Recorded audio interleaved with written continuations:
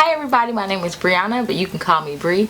I'm a licensed beauty professional. I'm also a former beauty columnist for Essence Magazine, and I absolutely love all things brows.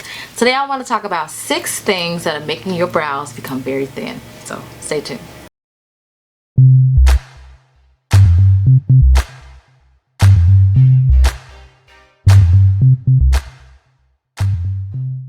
So the first thing I want to talk about as a reason that contributes to people having thinning brows, that simply is age. As we age, for some people, their brows become more and more sparse. I can say that that is true.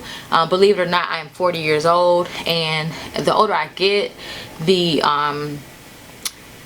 more sparse my brows have become, and so that's not something you have to take lying down. There are things you can do to kind of fortify and strengthen those brow hairs.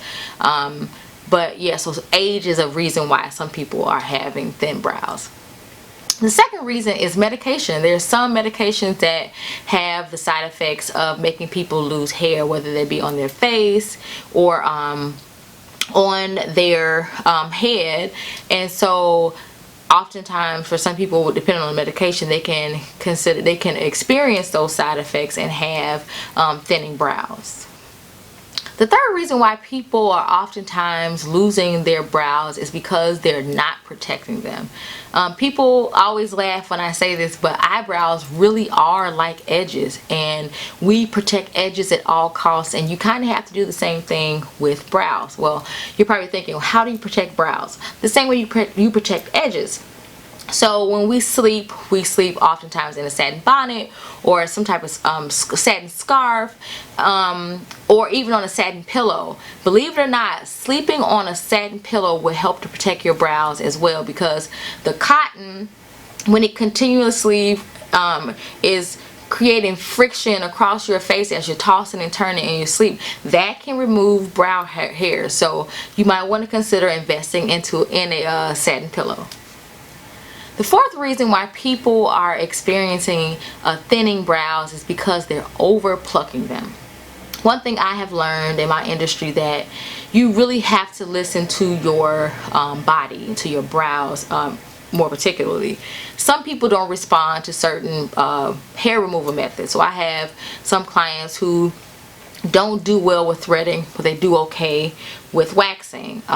Some people do well with hard wax. Some people do well with soft wax, and so you have to figure out, number one, what method your body prefers, your brows prefers, and then you want to make sure that you're giving yourself a break in between pluckings, because if you over pluck, you can, especially if it's done in a way that is traumatic to the brows, you can cause sometimes permanent brow loss. So we are not practicing caution and over plucking oftentimes. So if you are in a situation where you have over plucked your brows, I always suggest that you give your brows a rest for at least 6 weeks.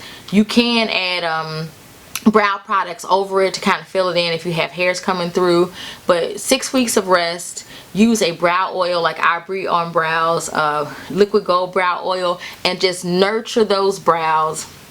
Let them rest and recover, and then you can go back to plucking them again, or waxing them again is probably the preferred method. But yeah, the fifth reason why people are experiencing brow thinning is because they're smothering them. Now hear me out on this one. The current makeup trends call for, in my opinion, way too much makeup. Don't believe me? Just watch a brow tutorial on YouTube. A person's going to use a powder, a primer, and then they're going to put a half a cup of concealer. I don't know why in the world that much concealer is required for brows. Guys, relax, okay? But you're clogging your pores, your follicles, and it really smothers them.